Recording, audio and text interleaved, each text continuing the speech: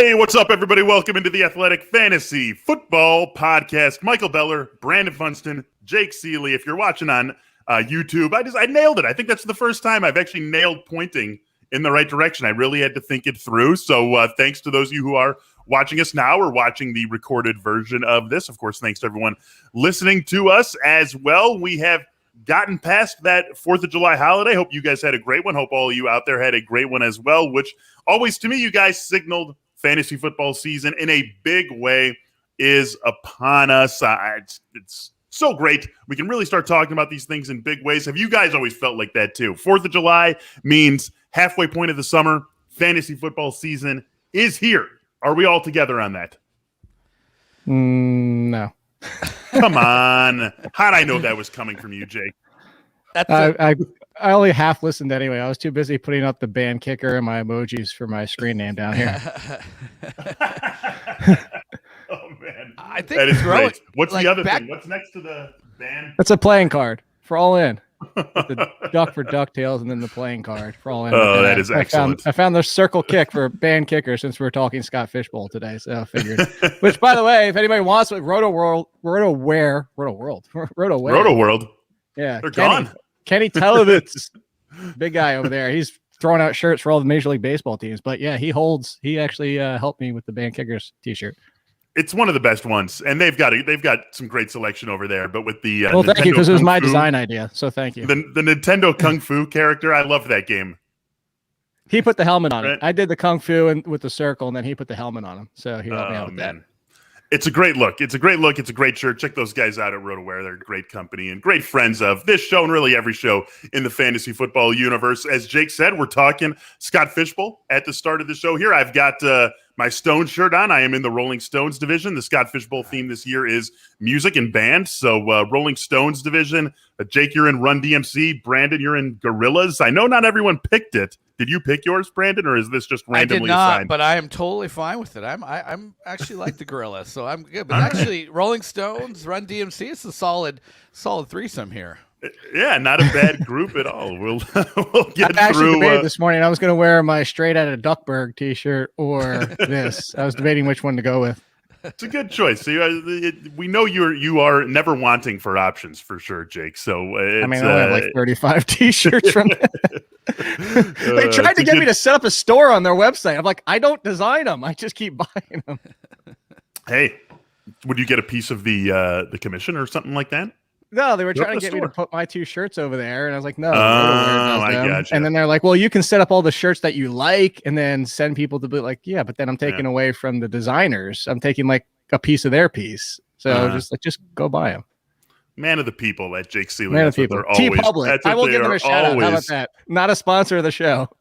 What is it? T-Public. TEEpublic.com. This guy, what does he have but goodwill built up around him? We're going to talk some Scott Fishbowl. We're going to talk some common wide receiver draft day dilemmas. By that, I mean, you're going to see these two guys selected by each other in pretty much every single draft of the season. Who should you go after and why? And of course, we've got some Guess That Player for you. Let's start right there. It's a wide receiver. I'll give that away since it's such a wide receiver heavy day on the show. It is a wide receiver that we're going to be talking about for Guess That Player. And so our first clue here for Guess That Player on this episode of the Athletic Fantasy Football Podcast. I've had 2 straight seasons with at least 1,100 receiving yards. There's a lot of guys who fit into that group. We're starting broad. We will narrow it down as we go along. Tyler Lockett is a correct answer, I assume. I don't think he is. He didn't get to 1,100 last year, did he? Yeah. He had like 1,030 last year, something like that. Say, I don't know why 1,086 was standing out. It's probably just a random number, but either way, he was just short, and he was our guy 2 weeks ago. So obviously, 1,054. Would you say? I think you were closer. I said 1,030. There you go. You were slightly closer. There you go. You win. Boom. In your face, Jake. I got one up on you and already I went over. Here. I lost my Price is Right rules. You're just getting sad-horned off the stage here. Scott Fishbowl, as we've been talking about, right? It began yesterday. We've got, I don't know, however many drafts. Scott Fish always doing an excellent job in the fantasy football community, getting this going, bringing us all together, doing it all for a good cause. So it's something fun to participate in every year. We're going to talk about our rosters as they stand right now. not necessarily from a pure Scott Fishbowl perspective, but just use our rosters that the three of us have built to this point to talk about the players in question. Let's start with Jake. Jake, you've made 3 picks. We're going to throw them up on the screen right here. You've got Saquon Barkley, Jalen Hurts, and Joe Burrow. Just to give you a little bit of background why these guys have been selected on the Scott Fishbowl, it's a super flex league, so you're going to want to start 2 quarterbacks for sure. That means quarterback prices are driven up. It's also tight end premium, which Jake and I are both on the record as absolutely hating. So tight end prices driven way up as well. Jake, you're picking on the turn in your league. So 12 you went Saquon, 13 you went Jalen Hurts. Let's talk about Saquon Barkley here first for a second. Did you consider any other running backs, or was Saquon the easy pick for you there with the running back selection? No, Saquon was the easy one. Was he the third running back or the? Yeah, he was. Yeah, Dalvin Cook was the second one, and Christian McCaffrey went 2. Mahomes went first, then McCaffrey, and then where was Dalvin Cook? He was the 7th pick. So it was Barkley for me. I know I've made the argument and I've said, look, if you want the safer pick, I've argued that Derrick Henry. I would argue that Derrick Henry, if you wanted the safest of the safest of the safe, it's technically the number 1 pick with Christian McCaffrey coming off that injury. I still take Christian McCaffrey, but I'm just saying, like, there's going to be an overall theme to this because you just mentioned how many people was it? 900 people. You're not playing even for just first place in your league. Like first place in your league doesn't even really mean that much. You're playing for this is basically considered a DFS tournament. So who has the chance to finish number 1? I don't think that Derrick Henry, if a healthy Saquon he's going to get past him. If you have a healthy Christian McCaffrey, he's not going to get past him. So I'm playing for who could do number 1s or top 5s or really surprised. And that kind of folds into my other 2 picks. But yeah, Barkley's still being there with the fact that mine were back to back. So you could say Hurts then Barkley or Barkley then Hurts.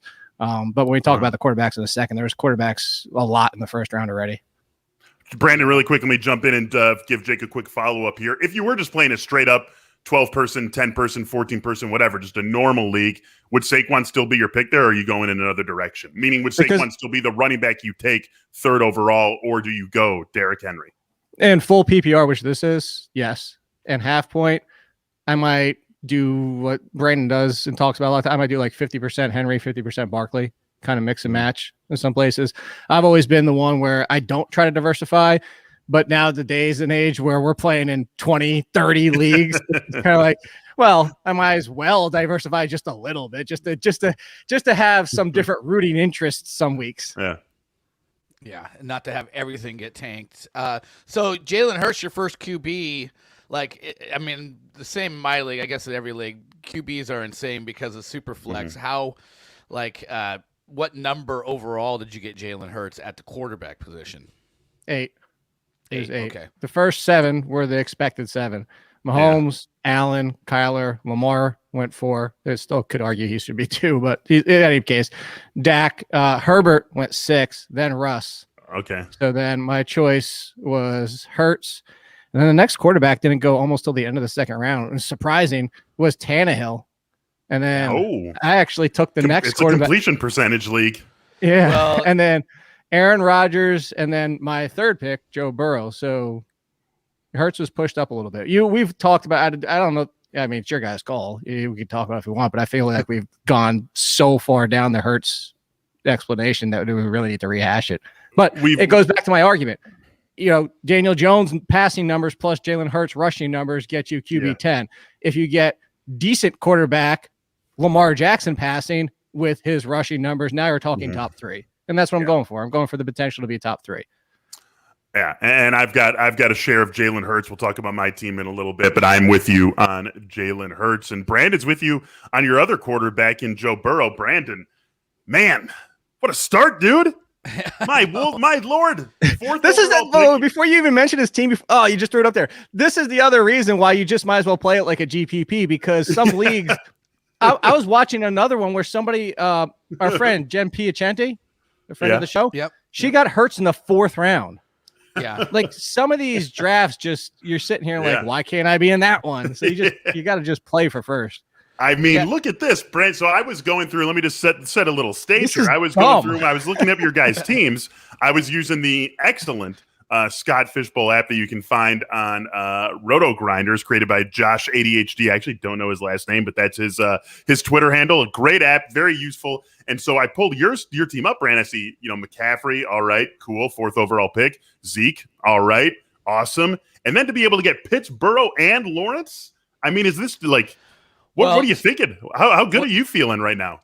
Well, I was picking 4th, and I took McCaffrey. I was just ready to be like, I was ready to be so counter. I was just thinking I might even just go 3 running backs right off the top because I'm not going to get anything at the quarterback position. And when I came back and I got Zeke, I was like, well, I could take Pitts here. He's the last, what I think is the last like sort of tier 1A at tight end, and I'll take that. And I'll, I was like, okay, maybe I'll end up with Tua and Derek Carr on the comeback at quarterback, but I figured I would get the quarterbacks on the comeback, and it worked out better than expected. Like Jake said, he took Hurts, and then there was this big lull, and it kind of happened the same with us. There was a big push early on quarterbacks, and then people just kind of like said, okay, time to look elsewhere for a little while. And that lull kind of helped me out a lot, so worked out in the end. Yeah, it definitely did. Let's talk about Kyle Pitts for a second here, just from the lens of tight end premium for just a second here. So I think I'm with you, Brandon. I think he's the last guy that you go after in a tight end premium league with any sort of aggression because of something Jake and I have talked about, which is that tight end premium doesn't level the tight end playing field. It just makes the great guys even greater, and the other guys are still just where they are. And I think Kyle Pitts is the last guy who can get that boost from being an elite tight end to also a great elite fantasy player, regardless of position. Is that what drove your thinking with Pitts? Yeah, the nice thing is I'm toying at right now. I have Pitts 4 and Hawkinson 5. I think they're very close, and I actually have Andrews 6, and especially in this format, but with full PPR. But I getting Kyle Pitts as a 6 tight end, I love that. I love emptying out that tier and not having to reach any higher for him. But you look at, I drafted him in the 3rd round. Here we are, almost to the end of the 6th round. There hasn't been another tight end taken, even in a tight end premium league. So it's very clear that the rest of the industry is kind of looking at that as the end of the tier. Because they also know the truth. And we're not just pulling that out. So, reference. I wrote the article last year. I will bump it into the package this year, but it's why I hate tight end premium. And the numbers are there. It shows the numbers of how much it just boosts that top tier. But I think you said 5. I think you could say maybe 6 if you're going to loop in Hawkinson or Andrews. I think they're kind of neck and neck. I would say 6 instead of 5, just depending. But splitting hairs there. Yeah. Let's have what I like to call a Joe Burrow love fest, since both of you guys have selected Joe Burrow with your in your Scott Fishbowl teams. Jake, we already heard from you that you are shooting for upside with this within this league. Of course, that's going to be the case. If you want to win it, you're going to have a ton of guys who are top 3, top 5, a few top 1s at their own position. So, Brandon, we'll throw it to you here. Joe Burrow, there's definitely a case. What's the case to be made for Joe Burrow as a top, 7, top 5 quarterback here? Well, so we always preach volume 1, environment, and talent. To me, it's a combination of the 3. So you got the number 1 overall pick at the quarterback, quarterback a couple of years ago. You have an environment where you have 3 fantastic weapons and you have volume. And, Jake, do you have anybody throwing the ball more than Joe Burrow next year? If I don't, it's going to be 1, 2, maybe 3 at the worst. We're talking Matt Ryan's in that discussion. Well into the 600 pass attempt if he stays healthy. And the thing is he was a little bit uneven last year, but it really felt like he was hitting his stride when he got injured. He was putting together quality games and putting up nice fantasy production. So at least it's not like Tua where we're like, where are we getting with this guy? We feel like, they're surrounding him with weapons and he's, maybe this will be his year. But with Burrow, we actually saw it on the field. He looked good for a good duration of time. And now it's just a matter of him staying healthy. He'll have all the volume he needs and he has great weapons to work with. Yeah, I have him. All true. All true. He is 2nd right now, only behind Mahomes. In attempts? Yeah. And even that's honestly conservative. That's just expecting a healthy Joe Mixon, maybe, as much as Burrow's out there. But understand it's smart to have balance. Like you don't like as much as Ben Roethlisberger was forced to do it last year. Ben, they don't want Ben thrown it 650 times. You want some balance to your offense. And when you have somebody like Joe Mixon, granted he'll catch a decent amount and get targeted himself. But if Joe Burrow got close to like 680, I wouldn't be shocked. And what Brandon's talking about, and that's what you said is my point here, is he throws for 680, he could be a top 5 quarterback. And for that reason, I took Burrow over Brady. I took him. I know Lawrence is a rookie, but I took him over Brady for that reason because Brady doesn't run. And Brady just had an unbelievable season, and on a points per game basis, still barely cracked the top 10. That just tells you how much you have to do it. So I took him over Brady. Tannehill already went, but I took him over Stafford and Ryan, the rookies. So that's where I'm going for it. I'm just pure upside at that point. Always something to keep in mind with those quarterbacks. It's a very important point you just made, Jake. Barely inside the top 10 in points per game, Brady. He was QB7 overall, played all 16 games, 4,600 yards and 40 touchdowns. And that only got him to QB7 because he doesn't run. It's a different game. What were you saying, Brandon? Oh, I don't think I was, but I was looking at too many tabs. I thought I heard something in my ears. There was too many tabs, running around. I was just looking at Tom Brady's 30 rushing attempts for 6 yards, and yet he got 3 touchdowns. So, yeah, he always calls his old number once or twice. He does it. He sneaks that in there. Isn't it insane that we don't have as far as I know, that we don't have a fantasy commissioner operator yet, a Yahoo or a CBS or whoever, a service that can code in QB kneel downs as not counting against their rushing numbers? Right. Yeah. Shouldn't we have that by now? We should. Well, I mean, if sacks don't, at least we got that. At least it's not like college. If you can get that though, then my biggest gripe is that a wide receiver who draws a defensive pass interference should get those yards. No, but that's so subjective. And then what about the ones that aren't called that should be called? It's a can of worms. I have to live with some imperfection somewhere.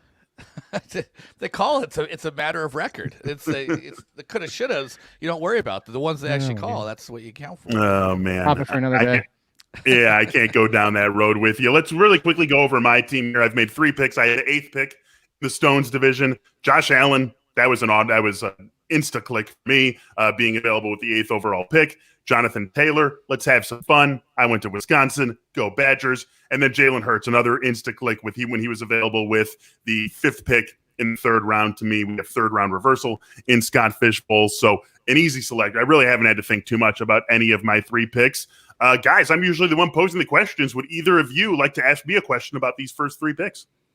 Well, I'm surprised you were able to get Josh Allen at number 8. He was number 3 in my league. And he was 3rd or 4th in my league. 4th, because Travis Kelce. Paul Sporer, by the way, texted me what he should do with the 3rd pick, despite being in my league. Paul is up to his neck in baseball. You can't blame him for that. No, well, he texts me every single year anyway. And he's like, so he texts me. He goes, yo. And that's all he texts me. I goes, what? You're going to keep us waiting for your pick? Because it was already 2 hours.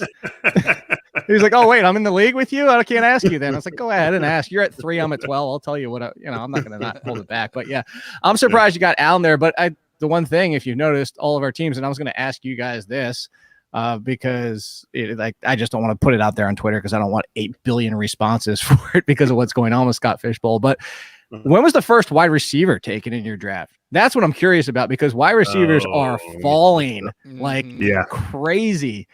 Mine was Tyreek. Tyreek Hill was the first one. And in my draft, Tyreek Hill didn't even get off the board until 302. Wow. Tyreek Hill was also first in mine, and he went 303 to our buddy and colleague Michael Salfino, in fact. Yeah, I had Devontae Adams go number 1, and he was the 4th pick in the 2nd round, so 204. And wow. Tyreek Hill also went later in the 2nd round, the 10th pick of the 2nd round. So that speaks to maybe I got a couple values because of that for sure. Yeah. Wide receivers I just refreshed my wide receivers are really starting to pick up in mine. So after that, we've now seen Devontae Adams, DK Metcalf, AJ Brown, Calvin Ridley, Stephon Diggs. I'll go, oh man, I'm gonna make a pick in a couple of picks here. So I'm on deck here. Probably gonna go wide receiver. We'll see what ends up happening, but Yeah. No, that's for all of us. Nobody that's cares true. about That's anybody's true. team but their own. It's like That's everybody true. wants to talk about their own team, and nobody wants to listen to you talk about yours. That's how That's the definitely fantasy true. world There's never been a conversation of fantasy teams. It's just two people talking past each other, right? No. Person two is just waiting for their turn to talk, and then they talk about their team, and person one is just waiting for their turn to talk again, and they talk about their team. I've learned. I have buddies in my home league another. that'll call me and to talk about their team and just be like, I'm not even going to waste my time trying to talk about mine because you can just see the eyes just glaze over. This doesn't bode well for our pod. We got three guys talking about their team that they drafted. Well, luckily. Do you want to talk about the one that I want listening, 3 tight ends in? How about that? That's fun. Oh That's God! Wait, well, let me get to what I was saying. Luckily for everyone who's listening to this, we're done with that. But hey, Scott Fishbowl, keep following around. And actually, I should mention Scott Fish himself is watching us on YouTube. What's up, Scott? And he's commenting on this here. He says QB rush attempt equals 0.1. So when they lose the yard, they gain the 0.1 back. So it solves the what I'm talking about with the kneel down issue. I still want someone just to code in a line. I mean, I'm not a coder. I don't have any sort of engineering background. We still only got like one of the 5 sites to finally not account for points given up by the opposing defense. Yeah, that's true. That's true. So like someone needs to put it in and like read. We still can't even get down that. as nothing. I'm begging like someone a pecking to do order here. That's true. Well, I'm pushing mine up the pecking order. I'm pushing mine up. I think you get a lot. No, the only thing we have the great like Donovan McNabb stories from years past. The Brian Westbrook kneel taking the knee at the 1, and then people losing not because they didn't get the Westbrook touchdown, but because they had McNabb do a couple of kneel downs and lose those 0.2 points. Yeah, then you have the same people that complain that there were 6 laterals at the end of the game, and their guy was the one that got counted with the negative yards. That's the argument for keeping the kneel downs. Oh yeah, all right. I see what you're saying. Yeah, so there you go. So it should still be defense. That's number 1. We still need to fix that. The opposing defense getting us like an interception for a touchdown should not go against points allowed for your defense. Well, of course I feel like that one should go. There's really only one operator that does that. So far, I'm positive there's only one. And this year they might have another 2. Maybe somebody else added it in, but last year there was specifically only one site that did it. Man, that we're not playing on again this year. So I don't want to say anything. All right, guys, let's move on to the next part of the show. First, we got to get back to Guess That Player. Clue number 2 for Guess That Player right here. This will be my 4th straight year with a different primary starting quarterback. This guy has played 3 years, and all 3 years he's had a different guy start the bulk of his team's games. And we already know before one snap has been taken in 2021, he will be 4 for 4 after this season. So Anthony there you Bass. go. Add that to Anthony Bass. I'm kidding. Mixing up sports here, Jake. So that's it. That's clue number 1, 2 straight 1,100-yard seasons. Clue 2, I've played with a lot of quarterbacks in my life. 4 straight years with my 4th different primary starting quarterback. So think about primary that. means he started the majority of the games? Primary means he started, the bulk of the games. It's not perfect. Obviously, there was a quarterback who made a couple of starts. Just majority. Yeah, but this will be the 4th year in a row that he has had a different. Because I think I know. I just wanted to clarify. Starting quarterback, and we got one more clue. I have a decent guess, but I'm not. Write him down. Write him down like last week. Write him down if you think you know. You couldn't read it. But you figured it out. You just got to put your hand or put like your phone behind it so there's something solid on it. And then we can. No, it's the light glare. That's not going to help. It's the glare of the white paper. Oh, okay. Yeah. I gotcha. Well, either way, just write it down. We'll consider taking your word for it. We'll consider taking your word for it. Let's there. All right. Wide receiver dilemmas. Like I said off the top of the show, we are talking about common draft day dilemmas. You are going to be taking this player or that player. These guys are going to be taken very close to one another. I will say before I put these together, I did not look at your guys' rankings because I didn't want to just contrive debate. If there's agreement, there's agreement. That's a good thing. What we know, though, is that these 2 guys, we got 6 groupings. These guys are going to be selected very close to one another in 100% of fantasy drafts this season. And I went top to bottom. So we have a nice range of wide receivers. We have some groups at the top of the list. We have some groups that are going to be taken a little bit later, some guys in the middle. Let's start at the top. The first one that we've got, Michael Thomas versus Keenan Allen. We're using the old Joe Public ADP here, bringing together Yahoo Fantrax and NFFC. And what we're looking at right now is Michael Thomas with a wide receiver ADP of 9.7, Keenan Allen with a wide receiver ADP of 10.7. Jake, you take this one away first. Thomas, Keenan Allen, if you're picking one of them, who you picking? Michael Thomas is not even not a conversation for me. I don't understand the hate with Michael Thomas this year. 2 years ago, was the number one quarterback or number one wide receiver. Went into last year's draft, everybody was taking him as the number one wide receiver. There wasn't even a debate.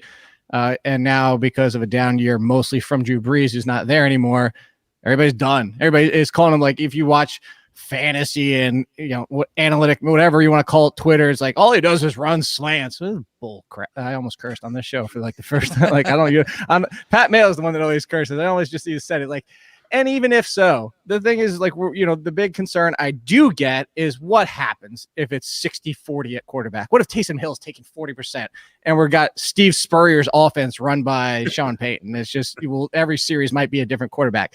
I understand the concern. I think for all intents and purposes, we're all on the same page that it's going to be Winston, that Hill's going to be sprinkled in. And Winston, even if he throws 30 interceptions again, he's still an upgrade of what Drew Brees was at this point. And Michael Thomas is a hell of a lot more than just a slant wide receiver. And again, even if that's all he did, well, just being a slant wide receiver got him to being wide receiver one in fantasy. And I love Keenan Allen. But the biggest problem I have with Keenan Allen is a pure big slot guy who isn't going to get that much past 10. Maybe he gets back to 11 yards per reception. And it's just that volume is going to have to uptick to like 160 targets for him to get chasing on Michael Thomas. Yep. To completely concur. I mean, Michael Thomas, it's all about target share for me. Could lead the league. 2 years. Well, he had 185 targets 2 years ago. I mean, that's what it is. And it's like you start to think about the other options in the passing game for both teams. And there's kind of like the Austin Eckler, Alvin Kamara, they kind of cross each other, basically an equivalency there. But, Keenan Allen, they have Mike Williams running what they're calling the Michael Thomas, role now in this Chargers offense. And you got Jared Cook. There's not to compare. I mean, we like Adam Troutman as an up and coming tight end. Traquan Smith, we've seen that story before. Those two, in my mind, aren't of equivalency to what the other options are there in the Chargers offense. So to me, it's all about target share. And as Jake said, there's a little bit more higher potential yield per target from Michael Thomas. Even last year, when he was just never right from the jump of last season, with all the injuries he dealt with and just the changes that offense had to go, and then Brees being injured, he still gave 8 targets a game in the 7 games that he played. So the target share for Michael Thomas is just going to be absolutely massive. I like both these guys. I'll happily have either one of them or both of them on a team if I can get both of them. That would be probably more an auction format than just a straight draft, but I'll make it unanimous for all the reasons that have already been said. Michael Thomas is a relatively easy pick, and maybe even breaks off a tier and we start to see a step down if it is a Michael Thomas and then Keenan Allen as two guys who are going to be ADP neighbors as we get closer and closer to the heart of draft season. We take that next step down and we find this next grouping of guys who have the exact same, perfectly equal wide receiver ADP right now. 2 guys, again, who I would be very happy to have. And hey, you guys know I'm putting the show together. I've got to get a Big Ten versus Big Ten wide receiver battle. Allen Robinson and Terry McLaurin. Let's do this here. I like Robinson. I think Robinson is going to be the better play. I think Robinson has incredibly high target share in the Chicago offense. I love what Justin Fields ultimately brings to this offense. Interested where you guys go on this one. Brandon, if you're looking at Robinson versus McLaurin, who you got? Yeah, I think it's just Robinson with the safer floor. It's a guy that's had 150-plus targets 4 different times in his career. He's like the original Juju Smith-Schuster in that he's not as old as you think he is. He's only, I think, 27 years old right now, but been getting it done no matter who the quarterback is. I guess you could say the same thing for McLaurin, but Robinson's just been a higher volume guy, averaging 100 catches the last 2 years with Trubisky and Foles. I mean, that's pretty amazing, really, to even say that, and it's crazy. But I love McLaurin. I just think Robinson's going to bring a little bit higher volume and a little bit safer floor. Jake's breaking out a whiteboard. I just remembered as we were talking, I have the whiteboard. I can write the name on that while we're doing this. Yeah. I have the whiteboard from the those Sundays. whiteboards. I've got mine back here too, actually. We should start breaking those out for these shows. I know. Yeah, blow away all the dust. That's the last time I used it was like week 16. I'm 100% Allen Robinson. And just, again, if you're talking about top 5 target shares for their team, just not even complete targets, but target shares, the two guys we just talked about, Michael Thomas and Allen Robinson, are going to be in that conversation. We're talking about those two, Calvin Ridley, and maybe one or two other guys. But those three are definitively in the list. And Devontae that's what it really Adams. comes down to. Yeah, Devontae Adams, they obviously, that's a big one. Assuming Aaron Rodgers, who knows? Jordan Love might not throw to anybody that much. Let's round out that list. Let's round out that list really quick. We know it's going to be those 4, right? We know it's going to be those 4 for sure. Yeah. DeAndre Hopkins? I was just about to say Hopkins, but I don't know if he gets there. He might not. It's with just all the dudes and all right.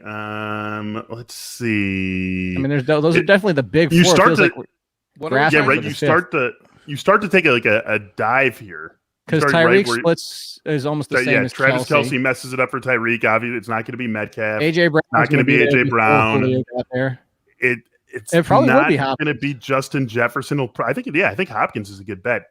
If we did the 5, but I think now we've kind of set there's a big 4 here. Maybe Diggs. Yeah. Maybe Diggs. Yeah. Diggs. But I think they're like that next group. I think the big group is the Adams, Thomas, Allen Robinson, and Ridley. I think those are the big 4. Yeah. So that's the point here, and that's what it really comes down to. It just comes down to, we're going back to the target share situation here, and I was looking for my whiteboard, so you might have said this, Brandon. So sorry if I'm pulling one of those where you're not listening to me type of things that I always give you crap about, but Terry McLaurin added a significant receiver weapon next to him. Allen Robinson didn't. I do think Darnell Mooney is going to take a big step forward, but you didn't bring in a Curtis Samuel. Terry McLaurin's team brought in a Curtis Samuel. Yep. Terry McLaurin's team did bring in a Curtis Samuel, and since they did it, how about we do the exact same thing? Because he's one of the guys who I have on this list. So we're jumping down a few spots. We'll go back to the guys who are higher in ADP, but Curtis Samuel is another guy who I want to talk about here. Curtis Samuel and Devontae Smith right by each other, ADP neighbors. So let me pull back up that Joe Public ADP. Let's see where we got them. Scroll. All right, so Curtis Samuel's got a wide receiver ADP of 40.3, Devontae Smith 41.3. I think that sticks. Obviously, we're talking about Curtis Samuel, a new team, a new quarterback, a new everything. Devontae Smith, also a new everything, being a rookie. So these guys, maybe their ADPs are a little less sticky right now, just because we're all still getting a feel for what they're going to be on their teams. For Smith, what he's going to be in the NFL. But for the time being, ADP neighbors, Jake, Curtis Samuel or Devontae Smith, is this a more challenging one for you than the first two have been? I was just going to say, I could see myself going, like, this could be one of those 50-50. I do some this way, I do some that way, because they're in the same tier for me. And I just pulled up. Good God, I need some sleep for everybody out there. I hope you enjoy how much damn work I put into projections so you could customize them this year. Yeah, heads up, everybody. Draft kit dropping next week. Get ready. This is going to be the best projections ever because you can change them and set them up to your league.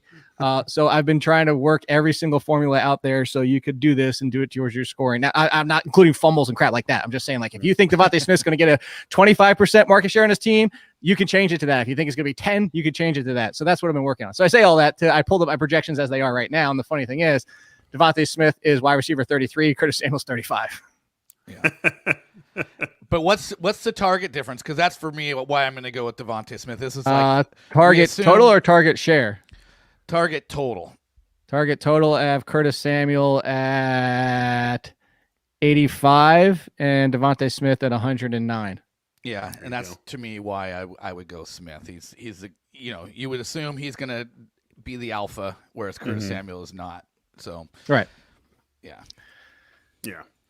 Ryan Fitzpatrick, because we're just talking about these Washington receivers, Ryan Fitzpatrick changes the game for these guys, and I would say in a very good way. I mean, when you look at, I guess with Curtis Samuel, he's played with some competent quarterbacks.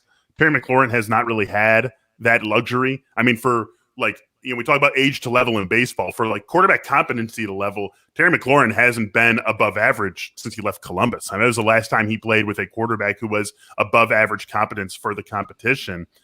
Got to think that plays to at least his advantage and maybe both of their advantages. How has that been at play for you in this, Jake, in ranking and projecting these Washington receivers? Just the passing game overall for this team, you could see. So that's another thing. If you think a team is going to run 50% of the time and you want to change that number, boom, change it. Waterfall down. Everything changes for you. So it's going to be great. Or like Joey said, water balloon. Psh, there you go, water balloon. Man. So, look, that's yeah. Now you can see why I haven't slept. Now you can see why I've been kind of like loopy recently. So we get this guy a raise over here. I'm actually legit.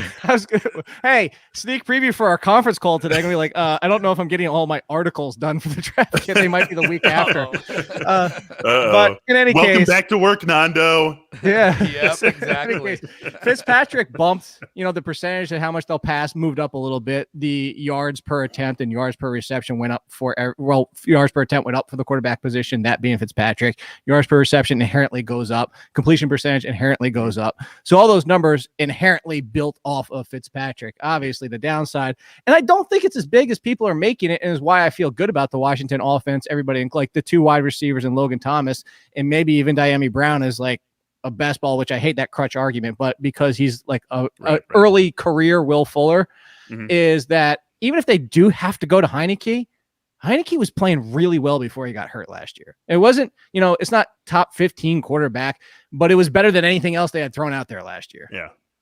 Yeah, there was certainly a level of competence to his game that does build in a little bit of a safety net should Ryan Fitzpatrick get hurt or anything like that. Let's go to our next grouping of wide receivers here. It's Kenny Golladay and Cooper Kupp. As I said, we're going to climb the ladder a bit and go back a little higher than where we were with Curtis Samuel and Devontae Smith. On the ADP charts, you find Kenny Golladay at wide receiver, 21.3 by ADP. Cooper Kupp at 21.7. This one for me, I'm going to reserve my answer, but this one for me is pretty much as easy as the first two were for Jake. Brandon, we'll go to you first. Golladay, new team with the Giants. Kupp, a new quarterback. You went first last time, I think. Either way, Brandon's getting this first, especially now with you being all Mr. Angry over there. Galladay's got the new team. I was pulling up the whiteboard about it. I told him that I didn't know if he said the Terry McLaurin thing about Curtis Samuel. He went first. No, you went to Devontae Smith. We did the Devontae Smith. I forgot about that one. I haven't slept. My memory's already shot. I knew it. I'm not sleeping very much either with an 11-week-old baby, but I had that right. Golladay, new quarterback, new team. Cooper Kupp, new team or new quarterback, same team. Brandon, who you got between these two guys? I have a feeling, Beller, that you're a Golladay guy, but I'm going to go Cooper Kupp. And again, I'm just preaching it over and over again. It comes down to volume. You look at Cooper Kupp the last couple of years, he's pushing like 130 targets, 124 and 134, I believe. You get a better quarterback there. And Kenny Golladay, he's never caught more than 70 passes. And frankly, he's really only had one really good fantasy year out of 4. And as much as the talent is there, he's kind of... He doesn't get a ton of separation. He's a guy that you're just going to have to use in the role of being a sideline stretcher and someone's going to make big plays down the field. But, Jake keeps talking about this. The guy that's probably going to lead this team in targets is Sterling Shepard, and Kenny Golladay is going to play off of that. But I think Cooper Kupp in any kind of a PPR bumped league is the guy I would lean with here. I'm going to take Cooper Kupp 10 times out of 10. By the way, did we talk Scott Fishbowl yet today? A little bit. Why do you ask? I was making a joke about my memory right now. The Cooper Kupp was a maybe, and I'm kind of maybe even being a little bit generous, but say maybe it was a toss up with Jared Goff, and now he has Matthew Stafford. I mean, this is Kupp, and then quite a few wide receivers, and then Galladay's in the complete next group. He's a tier down for me. Well, I'm happy we're having this conversation because these guys, as I said, Yahoo Fantrax, FFC, these guys are neighbors in ADP right now, and I'm making this unanimous. This is an easy one for me. Okay. Give me Cooper Kupp all day. I can just picture Kenny Golladay like longingly looking at Cooper Kupp and Matthew Stafford high-fiving, and Golladay remembering when that was him, remembering the days when he got to play with Matthew Stafford. I'm concerned. I'm concerned about Kenny Golladay. Over under week 3.5, Golladay gets in Daniel Jones' face on the sideline.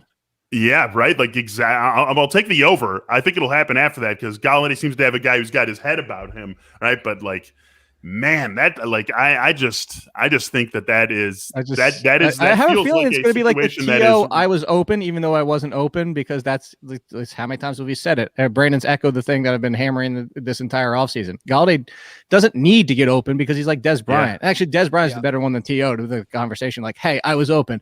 Mhm. I'm open because I can catch the ball even while I'm covered. But Daniel Jones doesn't like right now. He doesn't like throwing to guys who are covered. It's ripe for disaster, I feel like, with Kenny Galladay, because he had the quarterback his whole career in Matthew Stafford, who was willing to take shots, who was willing to take risks, who was going to force it to him, even though he was covered, and who could throw him uncovered, could throw him open. He was the clear number one, no doubt about it, guy, even when Marvin Jones was there with him. And now you're talking about a situation where you don't have that quarterback anymore, where you have a guy who has already built up a little bit of a rapport with everyone else who he's going to be throwing the ball to. You have this high volume running back, another thing that Kenny Galladay has never had to deal with. I mean, that was just last year, wasn't it, where the Lions broke that ridiculous 100-yard rusher streak? Wasn't that just last season, or was it 2 seasons ago? Whatever it was, like, and now all these things are working against Kenny Galladay in New York. Like, I want no part of Kenny Galladay this season. Just no part. If they would have to be an extreme discount for me to get in on. Yeah. What was that streak? And was it like Reggie Bush or Kevin Smith or something? Yeah, I think it was Reggie Bush. Okay. Yeah, and it was something outrageous. It was Give him his Heisman back. Yeah. Get Reggie Bush's Heisman. Give it to him. Let's for sure do that. Absolutely. But it was like we already got justice for Han, justice for Reggie. Let's do it. Let's get to our next wide receiver pairing here. Deebo Samuel and Will Fuller, a couple of guys who obviously both have very high game in and game out ceilings and very low game in and game out floors. Deebo Samuel, wide receiver 34. Will Fuller, wide receiver 34 by that composite ADP. Jake, which one are you going after? This is another one where I could see going either way. It comes down to the frustration of Will Fuller, but he's coming at a discount now, partly because of the suspension to start the season. And people don't forget about that he's not playing to start the year. But, Will Fuller also has the concern of, is he going to be getting the volume that he had with Houston, now with Miami, now with Tua with his boy from college, and Waddle and Parker still back healthy, and Gesicki, we've talked about and said that could be the biggest downfall and the decrease in volume with Waddle now there with how much he ran out of the slot in that Gesicki. So Fuller has a lot of concerns. I think if you're going for pure ceiling, it's Fuller, but I wouldn't take him in this situation. Agreed. Yeah. I mean, there's too many question marks with Fuller. Like, I agree that the ceiling, if everything works out for him, is higher. But I think Samuel's the safer play, which, both these guys have been injury prone. But then you throw in Will Fuller with, do we know that Tua can be a prolific downfield passer? Do we know that you're going to, as Jake mentioned, target him enough with all these other options there in the mix? And, San Francisco is a conservative offense, but it's really Kittle, Ayuk, and Samuel, in the passing game. They don't have a guy lined up at running back that they're going to throw to a ton either. So to me, there's enough for all those guys to get plenty. So if Samuel stays healthy, I think he's the week in and week out guy that's going to give you the more consistency. Where with Will I have Fuller, a lot of Samuel. I think people are like. We've talked about this. I think Ayuk is the more complete wide receiver, but it's like everybody has already written the book because Deebo got hurt that Ayuk is definitively the number one wide receiver and Deebo's just out of the competition. Yeah, I'm seeing Ayuk go in the top 20 at wide receiver, and I'm seeing Deebo go in the mid-30s. I just don't think there's that big of a discrepancy between the two of them.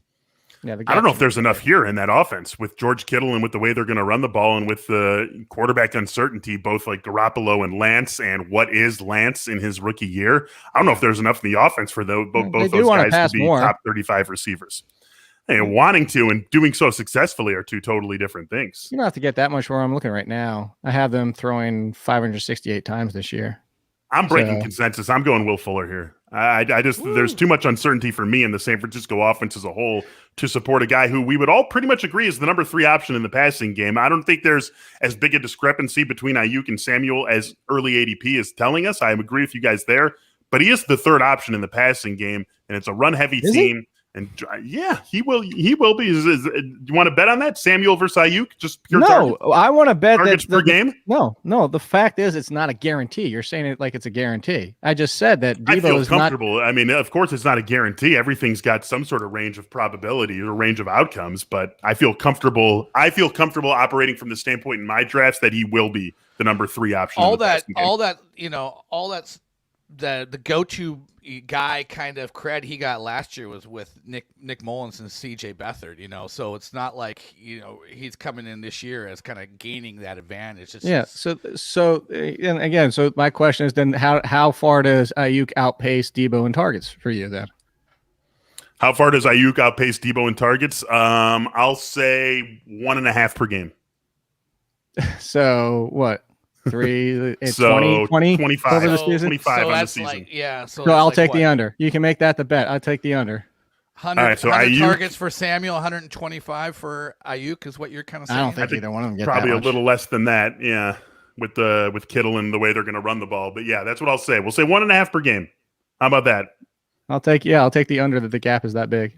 Boom, writing it down. BADS 1.5 per game. I'll remember what that means for sure.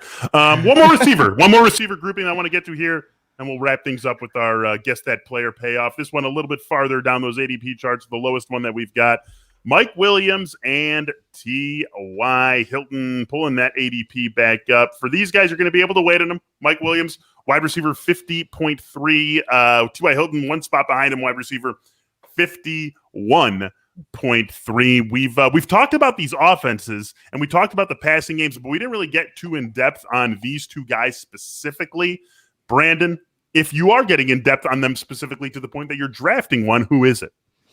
I'm going to go with Mike Williams because at this point in the draft, you're going for, you're going for ceiling more than floor in my mind.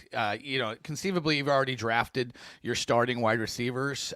Maybe not, but maybe this is your last guy. But Mike Williams, we've seen him be a 1,000-yard receiver. We've seen him score 10+ touchdowns. We haven't seen him really put it all together.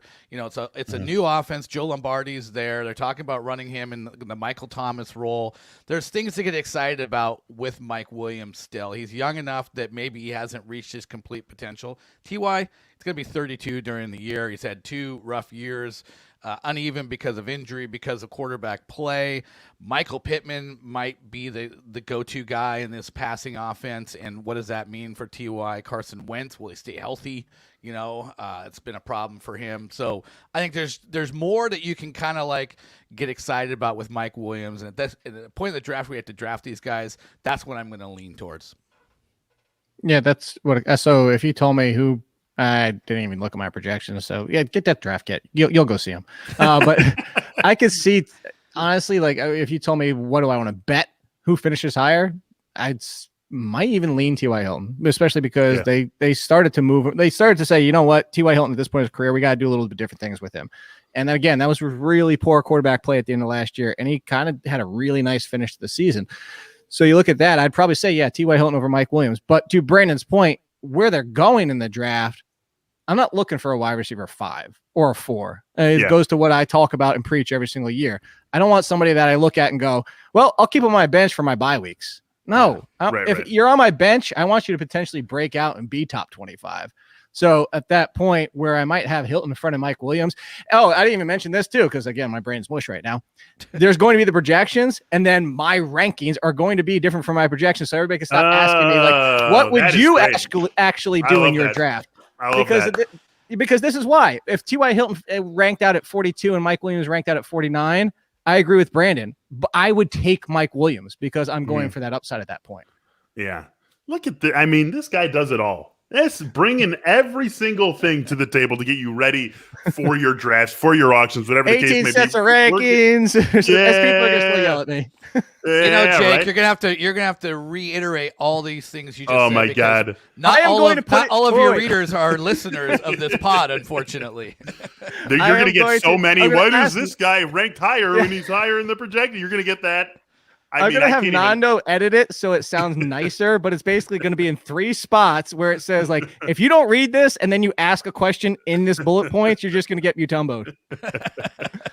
Oh, that's coming. That is coming very, very strongly for you. Next week, when our draft kit is out. So be looking for all of that.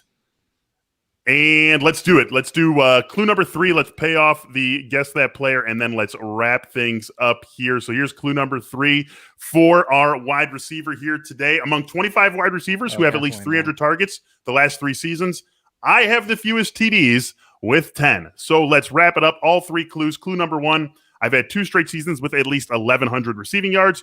Clue number 2, this will be my 4th straight year with a different primary starting quarterback. And clue number 3, among 25 wide receivers with at least 300 targets the last 3 seasons, I have the fewest TDs with 10.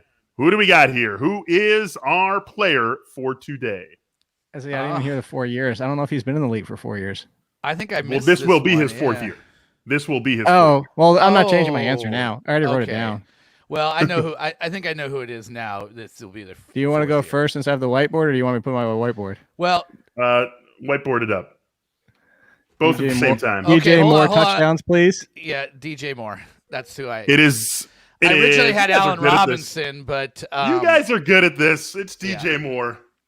DJ Moore TDs, please. I like it. DJ Moore TDs, please. I like that. Yeah, year 1, Cam Newton. Year 2, Kyle Allen. Year 3, Teddy Bridgewater. Year 4, Big Sammy D. I mean, let's talk about DJ Moore really quick before we wrap this up here. Brandon, where you at on him?